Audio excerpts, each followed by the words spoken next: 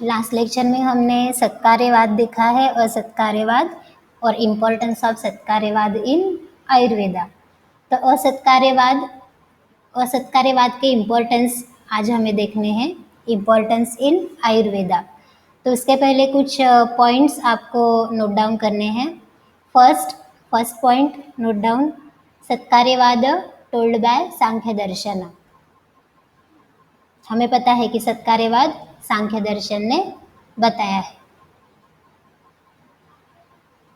और उनके मतों का खंडन करने के लिए वैशेषिक दर्शन ने असत्कार्यवाद बताया है।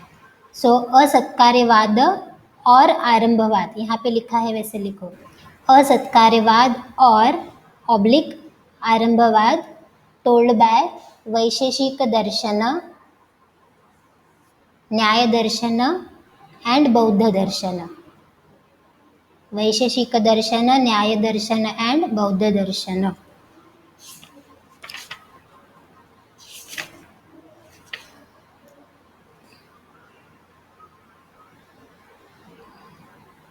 और सांख्य के सत्कार्यवाद को विरोध करने के लिए उन्होंने आरंभवाद बताया है। तो आप यहाँ पे लिखो असत्कार्यवाद, एरो डाउनवर्ड एरो, एक साइड पे वैशेषिक लिखना है, एक साइड पे बौद्ध लिखना है। वैशेषिक एक्सप्लेन आरंभवाद एंड बौद्ध एक्सप्लेन संघातवाद। यहाँ पे ड्रॉ किया है, वैसे नोटबुक में ड्रॉ करो। तो असत्कार्यवाद क्यों बताया है? कारण और कार्य में डिफरेंस बताने के लिए।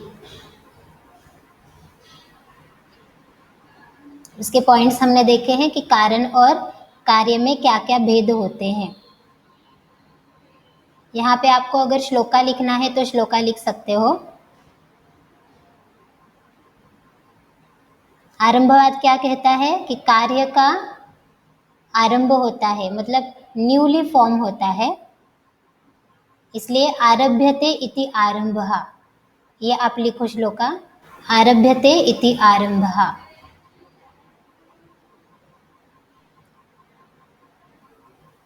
कार्य न्यूली फॉर्म होता है। नेक्स्ट है प्रशस्तपाद भाष्य का श्लोक है, आरंभस्तु भवेत हेतु उपमर्दात कार्य जन्मयत। ये श्लोका लिखो आप, आरंभस्तु भवेत हेतु उपमर्दात कार्य जन्म यत क्रमवृद्धो क्रमध्वंसो कार्यस्य आरंभ उच्यते। Note down shloka.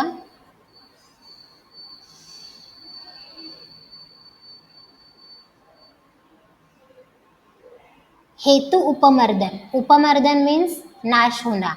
यहाँ पे हेतु मतलब क्या है? कारण। इस फर्स्ट लाइन का मीनिंग क्या है कि कारण का नाश होकर ही कार्य का जन्म होता है। आरंभस्तु भवेत, कार्य का आरंभ होता है, कब होता है? हेतु उपमर्दात, कारण का नाश होने के बाद कार्य का जन्म होता है।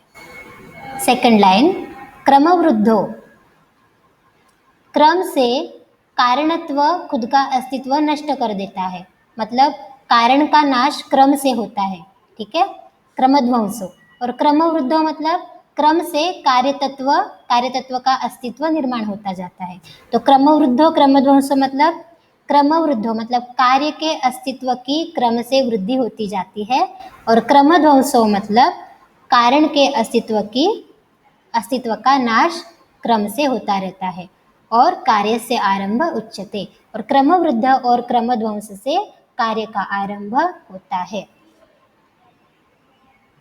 तो अगर आरंभवाद शॉर्ट आंसर क्वेश्चन के लिए आए तो आपको क्या क्या लिखना जरूरी है? Arambhavad is also called as Asatkaryavad. Next point, Asatkarya downward arrow, Bauddha, Vaisheshika के अंडर लिखना है आरंभवाद, और फिर आपको एक्सप्लेन करना है। आपको लिखना है तो बौद्ध का संघातवाद ऐसा वहाँ पे मेंशन कर सकते हो। फिर उसके बाद आपको क्या करना है, व्हाट इज आरंभ? आरभ्यते इति आरंभ, राइट। फिर उसके बाद आपको क्या लिखना है, ये श्लोका लिखना है, आरंभस्तु भवेत हेतु उपमर्दात कार्य जन्मयत क्रमवृद्धो क्रमध्वंसो कार्यस्य आरंभ उच्यते। तो यहाँ पे देखो अपना आरंभवाद का शॉर्ट आंसर क्वेश्चन का आंसर भी हो गया। तो इसमें ही आरंभवाद में भी आप ये 5 पॉइंट्स लिख सकते हो कि कारण इज डिफरेंट फ्रॉम कार्य एंड कारण कार्य भेद इज टोल्ड बाय वैशेषिक दर्शन। क्या है? बुद्धि भेद, संज्ञा भेद, संख्या भेद, आकार भेद। इसके हमने एग्जाम्पल्स ऑलरेडी देखे हैं। तो सत्कार्यवाद असत्कार्यवाद हो गया। इसके बाद हम देखेंगे next point, importance of Asatkaryavad in Ayurveda. Right down importance of Asatkaryavad in Ayurveda. First point, viruddha ahar. तो आप यहाँ पे अष्टांग हृदय में जो विरुद्ध आहार की डेफिनेशन दी है वो लिख सकते हो। लिखो वहाँ पे डेफिनेशन विरुद्ध आहार की।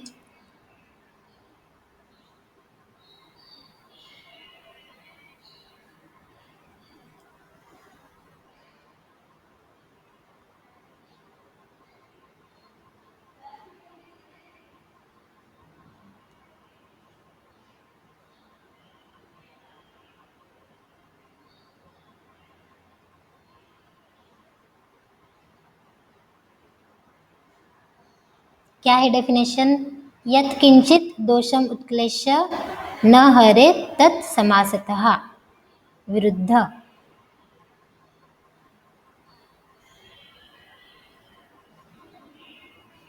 विरुद्ध आहार के एग्जाम्पल्स लिखो। तो विरुद्ध आहार में क्या होता है? दो पदार्थ एक दूसरे में, जब हम दो पदार्थों का संयोग कर देते हैं तो उसका रिजल्टेंट कुछ अलग ही आता है। ठीक है, तो ये किसका एग्जाम्पल है? असत्कार्यवाद का, क्योंकि कार्य की निर्मित होती है लेकिन वो कारण की तरह नहीं होती। राइट, जैसे कि for example ghrita and madhu. Right down example viruddha ahar, ghrita plus madhu in bracket samamatra. Ghrita plus madhu in bracket samamatra is equal to vish nirmiti. घृत और मधु के गुणधर्म अगर आपने अलग अलग सेवन किए तो वो आपने अपने गुणधर्म दिखाएंगे, लेकिन इन दोनों को आपने सम मात्रा में सेवन किया तो उससे विषकारक परिणाम हो जाएंगे, विष निर्मिति हो जाएगी। नेक्स्ट एग्जाम्पल, घृत प्लस मत्स्य। घृत प्लस मत्स्य, यहाँ पे घृत नहीं लिखना है, पय लिखो, पय। पय प्लस मत्स्य, दुग्ध प्लस मत्स्य इन ब्रैकेट वीर्य विरुद्ध, इन ब्रैकेट वीर्य विरुद्ध इज इक्वल टू विष निर्मिति।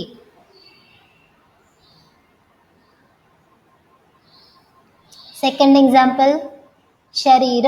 शरीर की व्याख्या क्या है? आपने रचना शरीर में पढ़ी है, शिर्यते अनेन इति शरीरम। शिर्यते मीन्स उसका हमेशा ही ह्रास होता रहता है, नाश होता रहता है।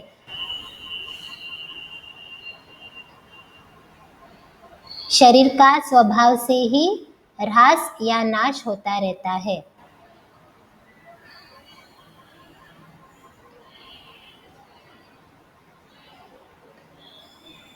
अपने शरीर में daily thousands of cells die and after that new cells form.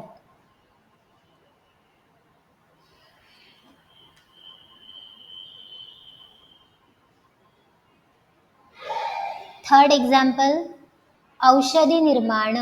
Third example, औषधि निर्माण।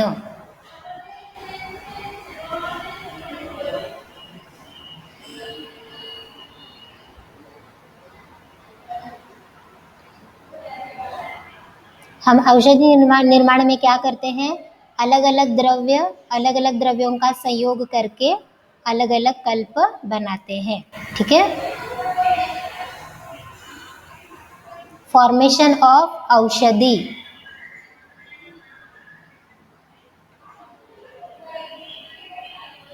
यूजिंग संयोग ऑफ डिफरेंट घटक द्रव्यास. फॉर्मेशन ऑफ औषधि यूजिंग संयोग ऑफ डिफरेंट घटक द्रव्यास. फॉर एग्जाम्पल, पारद प्लस गंधक. पारद मीन्स मर्क्यूरी. सेकंड ईयर में रसशास्त्र में डिटेल में आएगा. पारद प्लस गंधक is equal to कज्जली.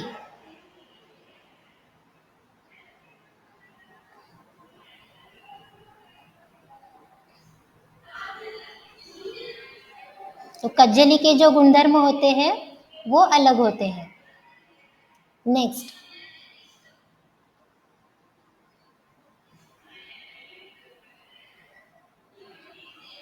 Amalaki plus haritaki plus बिभितकी. Amalaki plus haritaki plus बिभितकी. कल्प के अंडर लिखो त्रिफला. त्रिफला यहाँ पे जैसा है वैसे आपको लिखना है. और उसका यूज क्या है? Triphala is anuloman. Anuloman. Amalaki plus haritaki plus bibhitaki is equal to new kalp formed, that is Triphala, and its use is anuloman karma. It is used for anuloman karma. Second example, amalaki plus लोह plus अन्य घटक. अन्य घटक मतलब इसमें त्रिफला, त्रिकटु इत्यादि आते हैं. तो आप जस्ट लिख लो, यहाँ पे ज़्यादा उतना ज़रूरी नहीं है. आमलकी प्लस लोह प्लस अन्य घटक. कल्प क्या है? नवायास लोह. नवायास लोह. नवायास लोह क्या करता है? रक्त वृद्धि करता है. ठीक है, हीमोग्लोबिन को बढ़ाने के लिए ये अच्छा कल्प है, रक्त वृद्धि. थर्ड एग्जाम्पल, अमलकी प्लस दशमूल प्लस अन्य द्रव्य. अमलकी प्लस दशमूल प्लस अन्य द्रव्य, इससे कल्प बनता है Chyawanprash avaleha. And its use is rasayan. Chyawanprash हम रसायन कर्म के लिए यूज करते हैं. तो देखो यहाँ पे आपको क्या समझा कि आमलकी एक सेम ड्रग है जो अलग अलग द्रव्यों के साथ उसका संयोग करने के बाद उसका एक अलग ही कल्प बनता है और उसका कर्म भी अलग हो जाता है. तो ये this is nothing but example of Asatkaryavad. That is karya is formed newly. There is no existence of karya in कारण इन सटल फॉर्म. कार्य निर्मिति is entirely a new process. Next example, arishta. Fourth example, arishta. What is arishta? Arishta is called as mrityu सूचक लक्षण. Write down arishta, that is मृत्यु सूचक लक्षण.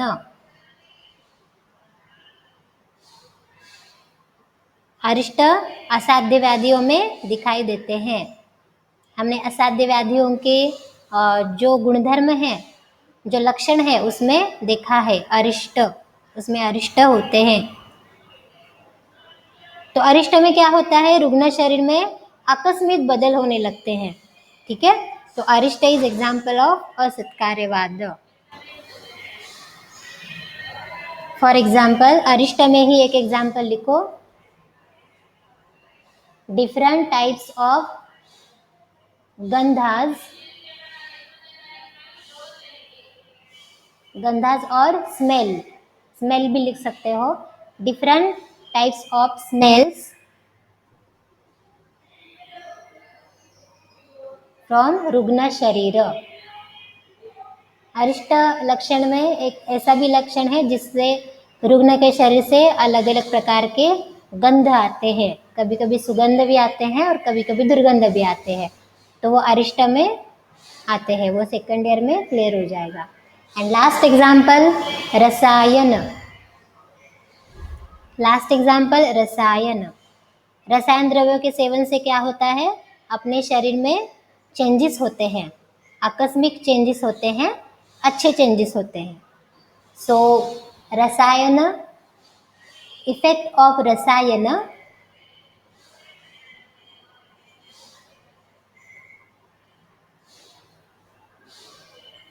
Effect of rasayan treatment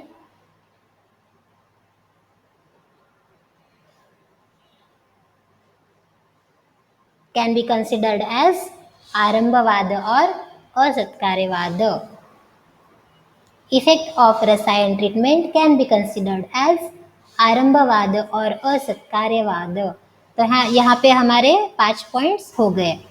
importance of Asatkaryavad in Ayurveda.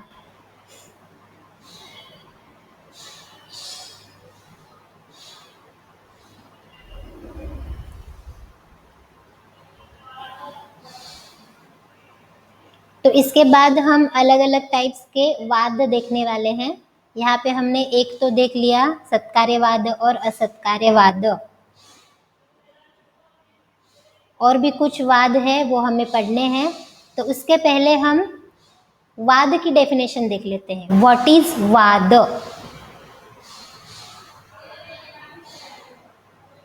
तो इसके पहले हम संभाषा का मीनिंग देख लेते हैं. व्हाट इज संभाषा विधि? तो संभाषा मतलब क्या है? शास्त्र पूर्वक चर्चा करना किसी भी विषय पर. ठीक है, शास्त्र पूर्वक चर्चा करना उसे बोला जाता है संभाषा विधि. संभाषा के 2 टाइप्स है, संधाय sambhasha and vigrah sambhasha. Next point right down. Dvividh sambhasha vidhi. उसमें first point sandhaya sambhasha in bracket anulom vidhi. Sandhaya sambhasha in bracket anulom vidhi. तो संधाय संभाषा मतलब क्या है?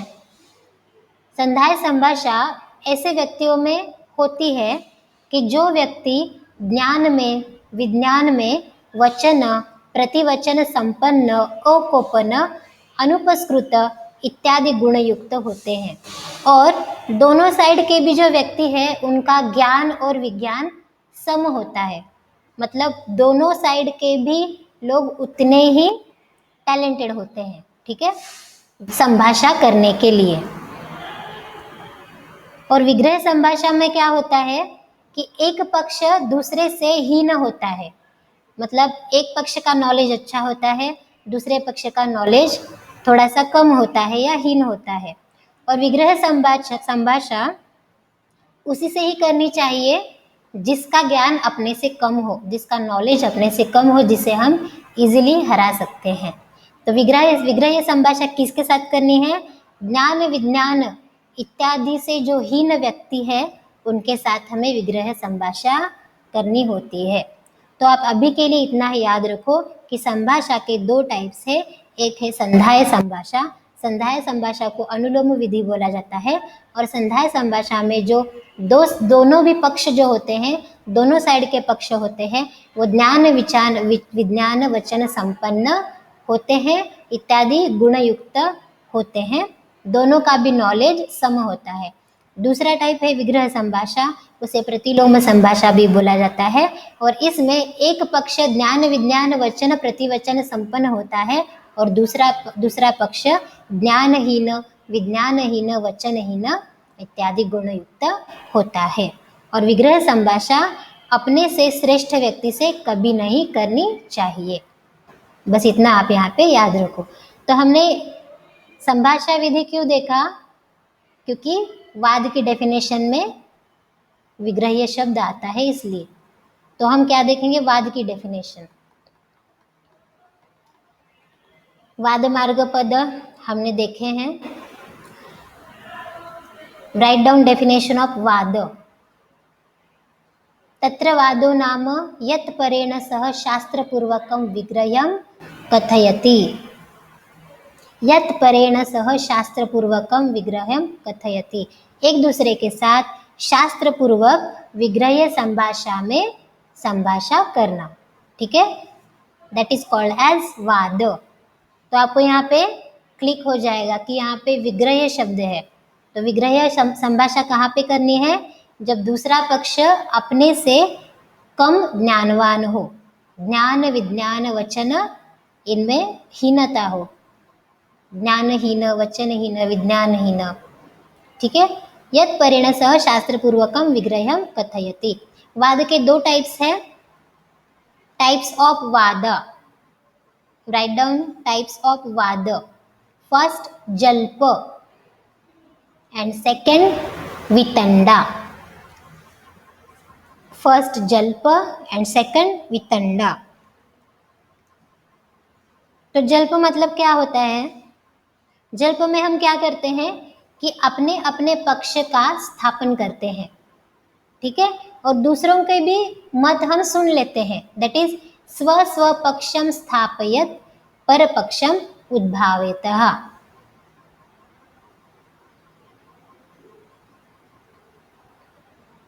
जल्प इज इक्वल टू, इतना ही लिखो आप, स्व स्वपक्षम स्थापयत परपक्षम उद्भावयतः। अपने अपने पक्ष का वहाँ पे स्थापन करना है और दूसरों का पक्ष, दूसरों का भी जो मत है वो सुनना है। एंड सेकंड वितंडा में क्या होता है? जल्प विपर्ययो वितंडा, मतलब ये जल्प के टोटल अपोजिट है। वितंडा नाम परपक्षे दोषवचनम मात्रम एव। वितंडा नाम परपक्षे दोषवचनम मात्रम एव। तो सोच लो हम इसमें से कौन सी कैटेगरी में आते हैं? हम दूसरों का सुनते हैं या सिर्फ दूसरों में दोष निकालते हैं? वितंडा में क्या होता है? वितंडा में सिर्फ पर पक्ष का दोष वचन करना है, दूसरे में क्या गलती है जब बस वही बताना है। वितंडा नाम परपक्षे दोष वचनम मात्रम एव। तो फर्स्ट ईयर लेवल के लिए इतना काफ़ी है। तो हमने देखा वाद की डेफिनेशन और वाद के दो टाइप्स, जल्प और वितंडा। तो हम इसके बाद देखेंगे डिफरेंट टाइप्स ऑफ वाद। टाइप्स नहीं है यहाँ पे, हम विविधवादश्च वर्णनम, कार्य कारण भाव के दृष्टया विविध वादों का वर्णन। ओके, तो हमने वाद की डेफिनेशन देख ली। तो आपको कौन कौन से दर्शनकारों ने कौन कौन से वाद बताए हैं, ऐसा आपको चार्ट बनाना है। विविधवाद वर्णन। फर्स्ट है सत्कार्यवाद सांख्य दर्शन। ये चार्ट ड्रॉ करो अपने नोटबुक में। सत्कार्यवाद सांख्य दर्शन। सेकंड असत्कार्यवाद ऑब्लिक आरंभवाद स्टोलबैय वैशेषिक और न्याय दर्शन।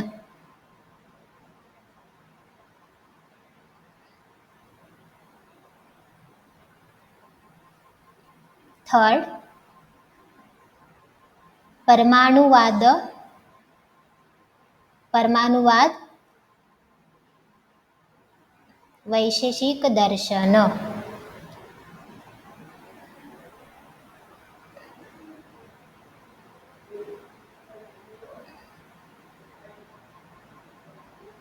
Fourth Kshanbhangurvad, Kshanbhangurvad told by Bauddha Darshan.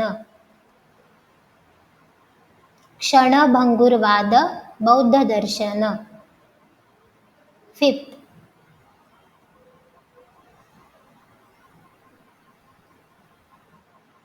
Anekantavada, Anekantvad in bracket Syadvad, Syadvad told by Jain darshan. Anekantvad in bracket Syadvad Jain darshan. Sixth Parinamvad, Parinamvad Sankhya Darshan.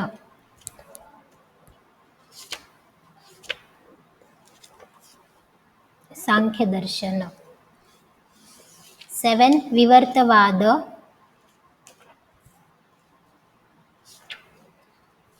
Vedanta darshan. Vedanta means what? Uttar Mimamsa. Vedanta is also called as Uttar Mimamsa. Pilupakvad, Pilupakvad Vaisheshika darshan. Vaisheshika darshan and last Pitharpakvad, पीठरपाकवाद told by न्याय दर्शन। तो ऐसा चार्ट आपको बनाना है, जिन्होंने नहीं लिखा है स्क्रीनशॉट ले लो। और लास्ट के जो दो है वो पाकज उत्पत्ति के लिए है, पाकज उत्पत्ति। तो पाकज उत्पत्ति क्या है हम आगे देखने वाले हैं। आप यहाँ पे जस्ट एक ब्रैकेट बना लो इन दोनों को मिला के यहाँ पे और लिखो पाकज उत्पत्ति सिद्धांत। यहाँ पे वर्ड है देखो, बोल्ड में लिखा है पाकज उत्पत्ति क्या है बाद में हम देख लेंगे। नेक्स्ट है परिणामवाद, हम देखने वाले हैं। आपके बुक में देखो पेज नंबर 279 या फिर स्क्रीन पे देखो।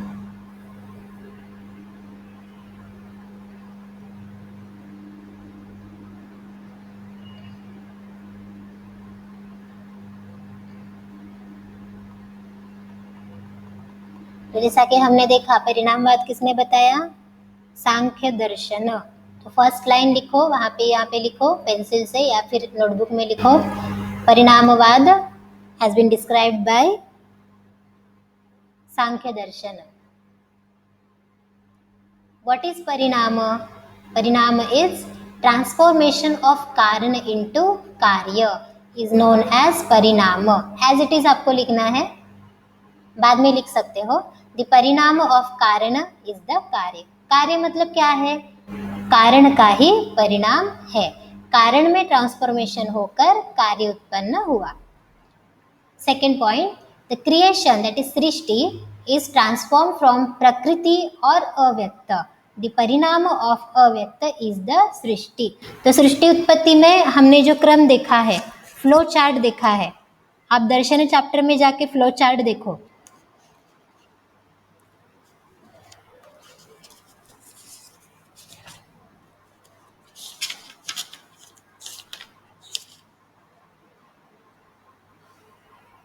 पेज नंबर 22 एंड 23 पे दिया है।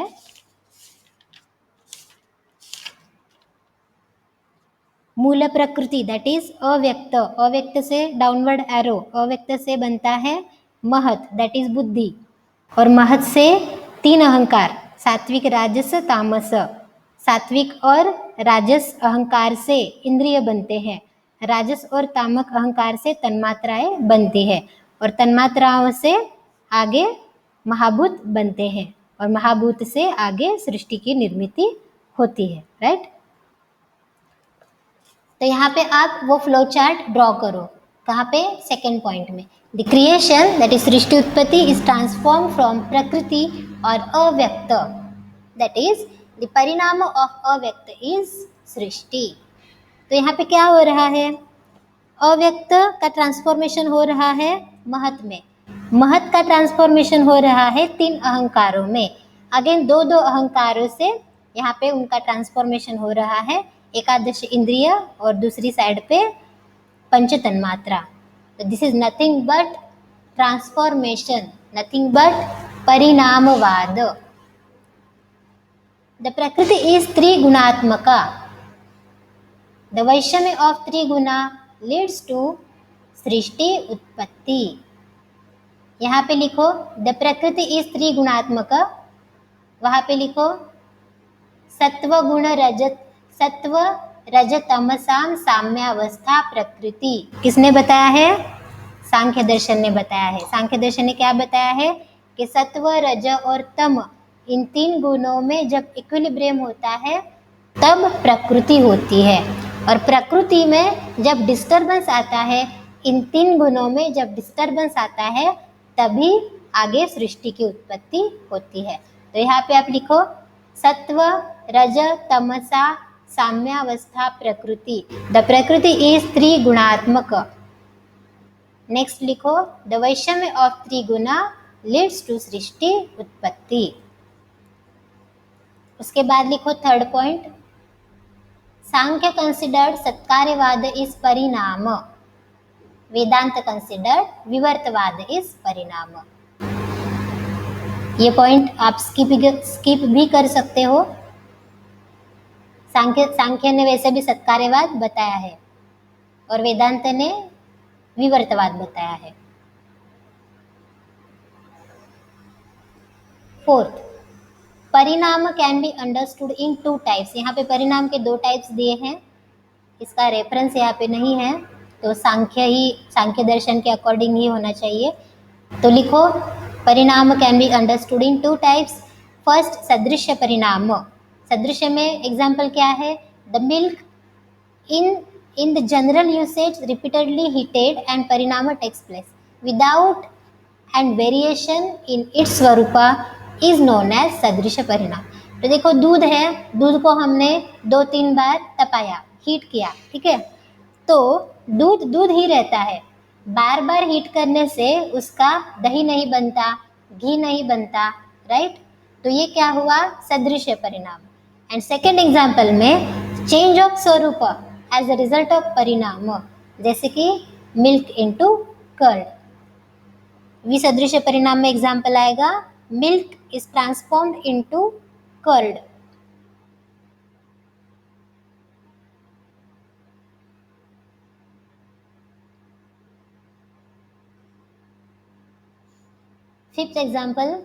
Fifth point, parinam having great role in Ayurveda. तो यहाँ पे importance of Parinamvad in Ayurveda, यहाँ पे लिखो, फिफ्थ पॉइंट के यहाँ पे आप लिख दो importance of Parinamvad in Ayurveda. क्या क्या है? हमने षट कारणवाद देखा है, कहाँ पे देखा था? इम्पोर्टेंस ऑफ सत्कार्यवाद इन आयुर्वेदा में हमने षट कारणवाद देखा है, तो वही सेम लिखना है, स्वभावम ईश्वरम यदृच्छा काल परिणाम, वो सारे पॉइंट्स आएंगे यहाँ पे। सुश्रुता एक्सप्लेन षट कारण, दैट इज स्वभाव ईश्वर काल यदृच्छा नियति परिणामम फॉर सृष्टि उत्पत्ति, नॉट विकास, यहाँ पे उत्पत्ति लिखो, सृष्टि उत्पत्ति। तो ये क्या है? परिणाम ही है।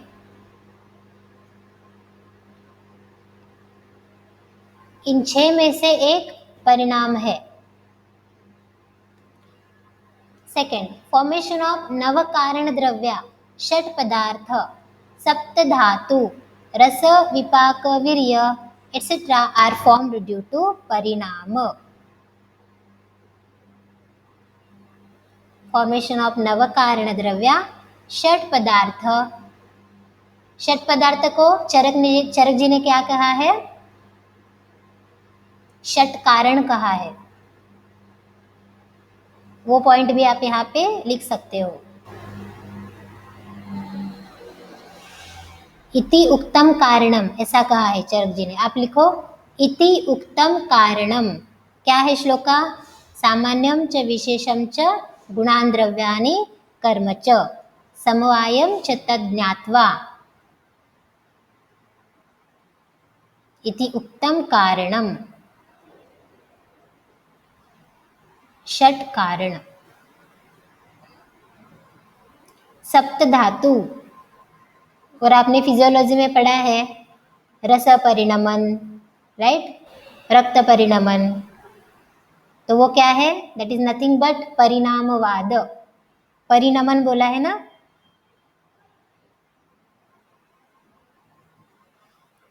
रस विपाक virya are formed due to parinam. Third example, parinam is one of the 3 factors to cause the disease. कालार्थ कर्मणाम योगो हिन मिथ्या अतिमात्रकः सम्यक योगस्य विज्ञेयो रोग अरोग एकैक कारणम। तो उसमें से थर्ड वाला कौन सा था? काल, काल अर्थ कर्म, इसमें से एक है काल, एंड काल पुनः पुनः परिणामम उच्यते। लिखो, काल पुनः परिणाम उच्यते, काल को ही परिणाम बोला जाता है। तो ये क्या हुआ? Importance in Ayurveda. Due to parinam only fetus becoming mature. आपने मासानुमासिक गर्भवृद्धि पढ़ा होगा, तो मासानुमासिक गर्भवृद्धि एक काल का ही परिणाम है। तो आप लिख सकते हो मासानुमासिक गर्भवृद्धि is due to परिणाम of kala or is due to parinama. The fetus becoming mature due to parinama only. Human और बल बिकमिंग वृद्ध, बल की जो वृद्धि होती है वो भी परिणाम से होती है, और हमारे शरीर की जो वृद्धि होती है वो भी परिणाम से होती है. And last, health to ill health, that is arogya to anarogya, और prakriti to vikriti, and ill health to health, that is vyadhi to arogya, is due to parinama. Like this parinama having great role in Ayurveda. तो परिणाम का आयुर्वेदा में इम्पोर्टेंस है, क्योंकि आरोग्य का रोगी में परिवर्तन होना भी एक परिणाम है. किसका परिणाम होगा? हेतु सेवन का परिणाम होगा, राइट. और रोगी से आरोग्य में परिवर्तन होना वो भी एक परिणाम है. तो उसका कारण क्या है? चिकित्सा. नेक्स्ट, तो हमने परिणामवाद देखा. परिणामवाद 5 मार्क्स के लिए पूछा जा सकता है, तो इतना सफिशिएंट है. नेक्स्ट है विवर्तवाद. विवर्तवाद वेदांत ने बताया, राइट. दैट इज उत्तर मीमांसा. वी मीन्स विरुद्ध, वर्तन मीन्स व्यवहार, विरुद्ध व्यवहार, अपोजिट अपीयरेंस. विवर्त means manifestation of मिथ्या ज्ञान. विवर्त is called as मिथ्या ज्ञान. मिथ्या ज्ञान को विवर्त बोला जाता है. और अतात्विक ज्ञान और अन्यथा ज्ञान और अध्यास, आप इसमें से कोई भी 2 वर्ड्स याद रख लो. अतात्विक ज्ञान और मिथ्या ज्ञान और अन्यथा ज्ञान और अध्यास. विवर्त means manifestation of मिथ्या ज्ञान और अतात्विक ज्ञान और अन्यथा ज्ञान. वस्तुनः स्वस्वरूप परित्यागेन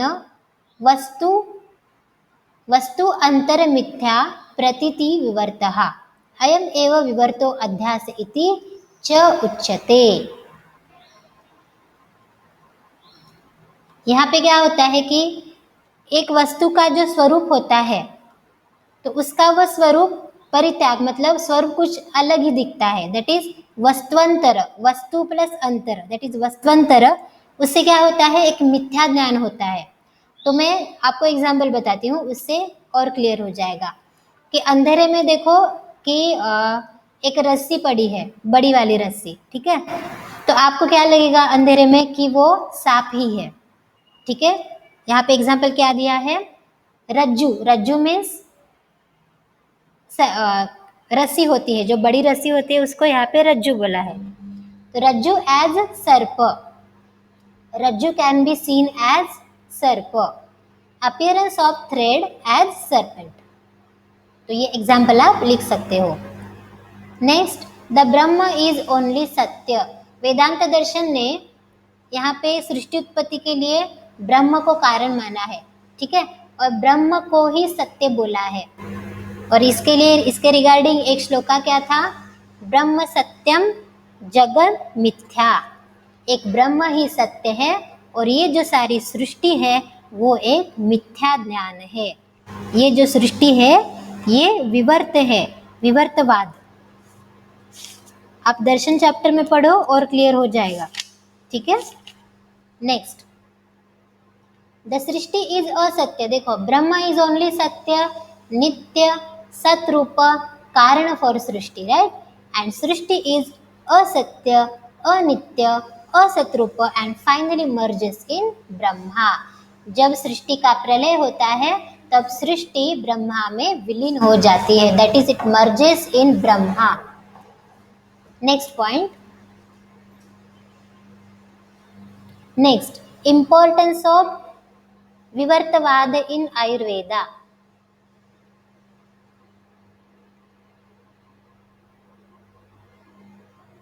देखो ये श्लोका इधर भी दिया है, ब्रह्म सत्यम जगन मिथ्या is the main principle of Vivartvad. ठीक है, ब्रह्म सत्यम जगन मिथ्या. इसको संस्कृत में लिखो, अच्छा प्रेजेंटेशन हो जाएगा. ब्रह्म ज्ञान और आत्म ज्ञान और तत्व ज्ञान only helps for the perception of reality और सत्य ज्ञान. It is supported by the Shankaracharya philosophy, Vedanta darshan. And last point आएगा importance of Vivartvad in Ayurveda. It is useful in Manasa Chikitsa of Ayurveda. In Atattvaabhinivesh, the patient have मिथ्या ज्ञान. अतत्वाभिनिवेश second year में रोग निदान में क्लियर हो जाएगा. मैं शॉर्ट में बताती हूँ कि अतत्वाभिनिवेश में पेशेंट को जो असत चीज़ें होती है वो दिखने लगती है. ठीक है, देखो सत अपीयर्स एज असत और जो सत होती है वो असत दिखने लगती है. जैसे कि एक पेशेंट थी, उनको हमेशा लगता था कि उनके हाथों पे एक मैल चढ़ा है, मतलब हाथ गंदा है, तो बार बार हाथ धोएगी. मतलब हाथ क्लीन है फिर भी वो बार बार हाथ धोती है, तो थाउजेंड्स ऑफ टाइम्स वो दिन में हाथ धोती रहती है. तो ये क्या है? ठीक है, ये एक मिथ्या ज्ञान है, मतलब एक विवर्तवाद है. ठीक है, तो इसको ट्रीट करने के लिए भी हमें मिथ्या ज्ञान का यूज करना पड़ता है. ठीक है, तो ये अतत्वाभिनिवेश क्यों होता है? ड्यू टू विसिएशन ऑफ रज एंड तमो doshas of Manas and gate corrected bye. फिर इसकी चिकित्सा में क्या किया जाता है? धैर्य, स्मृति, जागरण, समाधि इत्यादि उपचार.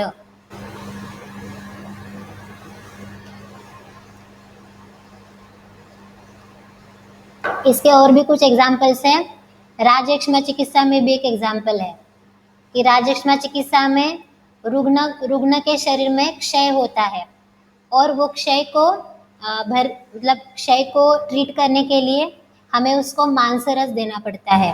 ठीक है, तो मांसरस देने के लिए कभी कभी ऐसा होता है कि रुग्ण को पर्टिकुलर मांस प्रिय नहीं होता है. राइट, कभी कभी ऐसा होता है कि वो रुग्ण मांस का सेवन नहीं करता है, तो वैद्य को क्या करना पड़ता है कि छद्म नाम से मांस का प्रयोग करना पड़ता है. छद्म मतलब समझो, रुग्ण को कुक्कुट मांस प्रिय है, कुक्कुट मांस प्रिय है, तो हम क्या करेंगे, उसको छाग का मतलब बकरे का मांस देंगे और उसको क्या बोलेंगे, बकरे का मांस रस देके उसको बोलेंगे कि ये कुक्कुट का मांस रस है. मतलब उसको मांस को हम संस्कारित करके, उसको उस पे संस्कार करके उसका मांस रस बना के उसको पीने के लिए देंगे. तो यहाँ पे छद्म मांस प्रयोग करना पड़ता है. तो छद्म मांस भी क्या हुआ? एक मिथ्या ही हुआ. राइट, तो इस तरह से हम चिकित्सा में इसका उपयोग करते हैं इन राजयक्ष्मा चिकित्सा. और भी कुछ एग्जाम्पल्स है, कुछ कोई एग्जाम्पल एक्स्ट्रा है तो हम देख लेते हैं.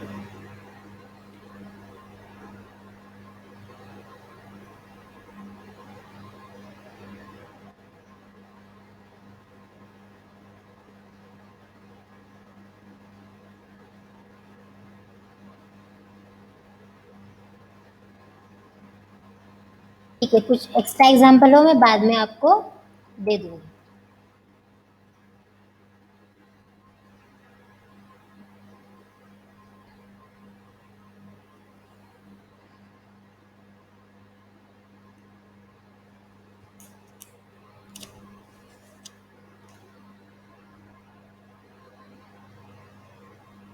नेक्स्ट है स्वभाव उपरमवाद.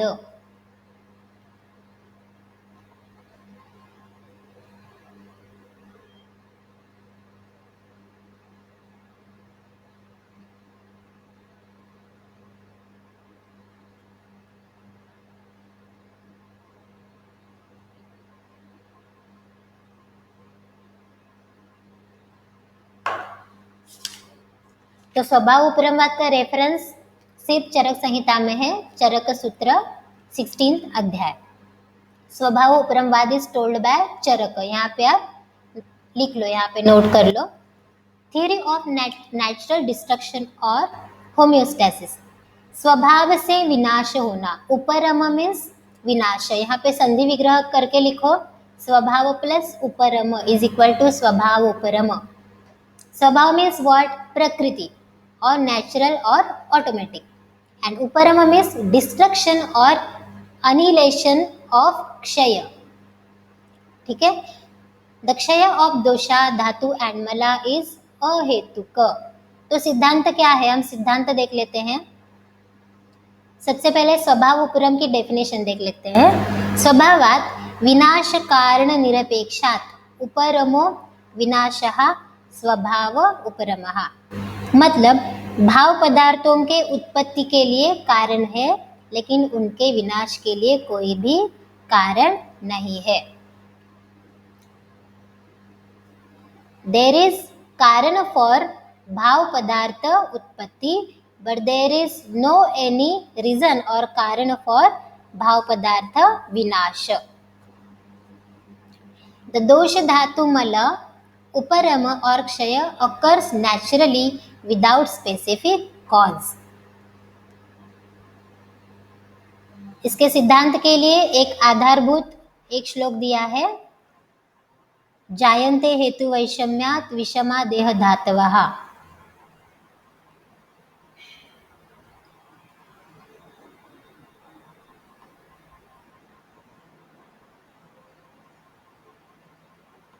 दिस वन, जायन्ते हेतु वैषम्यात् विषमा देह धातवः हेतु साम्या समास्तेषां स्वभाव उपरमः सदा। इसका मीनिंग है कि आपने अगर धातुओं को विषम बनाने वाला आहार सेवन किया, जायन्ते हेतु वैषम्यात्, तो क्या हो जाएगा, देह के धातु विषम हो जाएंगे। और हेतु साम्यात् समास्तेषां, और धातुओं को समान रखने वाला अगर आपने आहार विहार सेवन किया तो धातु अपनी सम अवस्था में रहेंगे। तो ये किसके रिगार्डिंग हुआ, धातु के वैषम्य के रिगार्डिंग और धातु के साम्य के रिगार्डिंग। लेकिन उसका जो नाश है दैट इज उपरम। उपरम कैसे होता है, स्वभाव से होता है। स्वभाव उपरमः सदा। जायन्ते हेतु वैषम्यात् विषमा देह धातवः हेतु साम्या समास्तेषां स्वभाव उपरमः सदा। For samyata, that is equilibrium of dosh dhatu mala, or vaishamyata, that is disturbance of equilibrium, the cause is ahara and vihara, ठीक है। Hence, if the cause is corrected, the vaishamya is get removed and samya occurs automatically।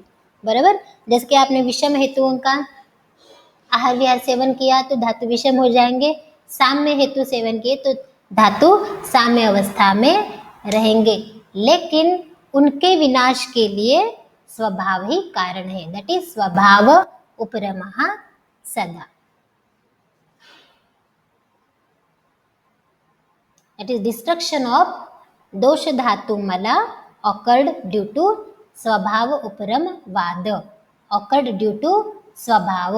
यहाँ पे एक line of extra आप add करो यहाँ पे, इसके लिए स्वभाव उपरम सदा के लिए।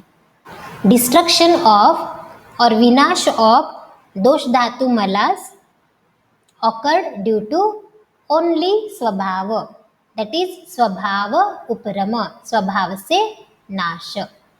एंड थर्ड श्लोका, प्रवृत्ति हेतुर्भावानां न निरोधी अस्ति कारणम। स्वभाव उपरमवाद का मेन सिद्धांत है, क्या है सिद्धांत, भाव पदार्थों के उत्पत्ति के लिए कारण है। देयर इज कारण फॉर भाव पदार्थ उत्पत्ति, there is cause for pravritti of भाव। यहाँ पे प्रवृत्ति का मीनिंग है उत्पत्ति। प्रवृत्ति हेतु भावना मतलब भाव पदार्थों के उत्पत्ति के लिए कारण है। देखो इसमें ही मीनिंग है, भाव पदार्थों के प्रवृत्ति के लिए हेतु है, हेतु है मीन्स कारण है। बट न निरोधे अस्ति कारण, बट निरोधे मीन्स विनाश, विनाश के लिए न अस्ति कारण, मतलब कोई भी कारण नहीं है। तो क्या है स्वभाव उपरमवाद, स्वभाव उपरमवाद क्या कहता है, भाव पदार्थों की उत्पत्ति के लिए कारण है, दैट इज प्रवृत्ति हेतु भावानां, बट भाव पदार्थों के विनाश के लिए कोई भी कारण नहीं है। न निरोधे अस्ति कारणम। केचित् तत्र अपि मन्यन्ते हेतुम हेतोः अवर्तनम। मतलब आप बोलोगे तो ऐसा कैसा है कि मतलब भाव पदार्थ के विनाश के लिए कारण नहीं है, ऐसा कैसे हो सकता है। तो कुछ आचार्य ऐसा भी कहते हैं कि उसका हेतु ही यही है कि उसका कोई हेतु नहीं है, हेतु का अवर्तन होना ही उसका हेतु होता है। तो ये थोड़ा सा डिफिकल्ट है तो इसको आप थोड़ा इग्नोर करो, सेकंड ईयर में क्लियर हो जाएगा।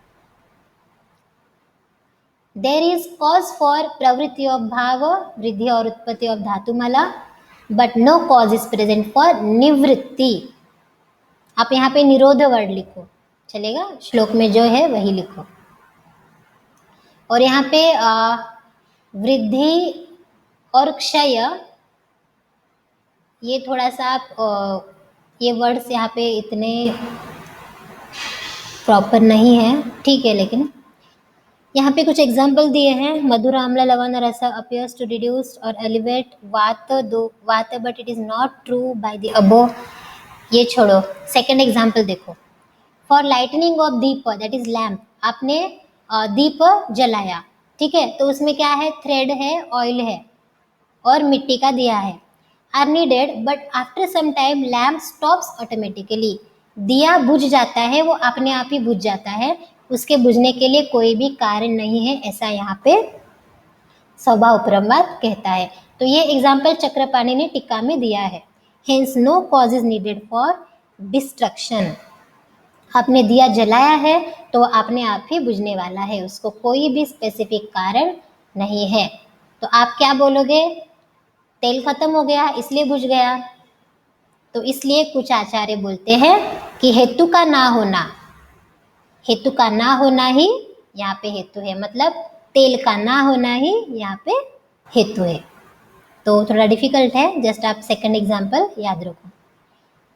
थर्ड एग्जाम्पल देखो, every minute tissues are produced and destructed. तो हमने शीर्यते तत् शरीरम एग्जाम्पल में देखा है, आप यहाँ पे वो एग्जाम्पल लिख सकते हो। Every minute tissues are produced and destructed, for production of tissue ahara rasa is needed. हमें पता है हम आहार सेवन करेंगे उससे आहार रस बनेगा, आहार रस टिश्यू का ये करेगा, पोषण करेगा, right, but not for destruction. तो टिश्यू को डिस्ट्रक्ट होने के लिए आहार रस की आवश्यकता नहीं है। तो टिश्यू का डिस्ट्रक्शन कैसे होगा, स्वभाव से होगा, right. The destruction is very fast like काल, दैट इज परिणाम, hence invisible, and compensation of kshaya by food or drugs is to remove vitiation but not to stop destruction, which is inevitable and natural.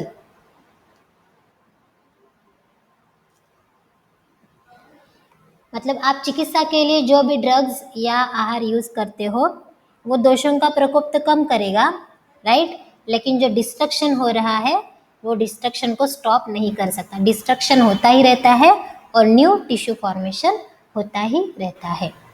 As per Bauddha theory also the production is the first moment. सृष्टि उत्पत्ति में उन्होंने 3 point बताए हैं, क्या है, that is utpatti, sthiti and लय, ठीक है। फर्स्ट उत्पत्ति, दूसरा स्थिति। First moment transformation of tissue, sthiti is the second moment and destruction lay is the third moment. That is utpatti, sthiti and लय। Hence the karana is only for Srishti and स्थिति but not for लय, ठीक है, which is automatic, natural and स्वभावज। तो सृष्टि का जो नाश होता है वो स्वभाव से ही होता है, ऐसा बौद्ध दर्शन भी कहता है। As per modern, anabolism, catabolism takes place every moment। Modern का एग्जाम्पल दिया है, ये भी आप लिख सकते हो। There is oxidation process होती रहती है और एनर्जी प्रोड्यूस होती है।